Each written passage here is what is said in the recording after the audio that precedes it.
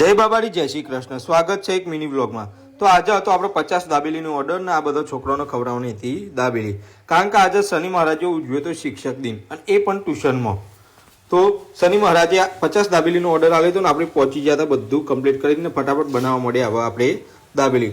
તો પહેલાં 3 પેકેટને બનાવી દીધી આપણે દાબેલી માવું પડીને અને હવે શેકવા મળીએ. તો શેકીને આલી દઈએ ફટાફટ બધા છોકરાઓને.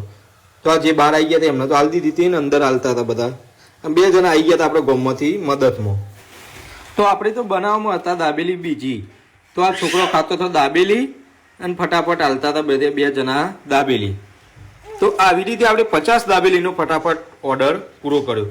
એક જણો હાલતો હતો દાબેલી અને એક જણો હાલતો હતો સોસ અને છોકરો દાબેલીનો લેતો હતો આનંદ.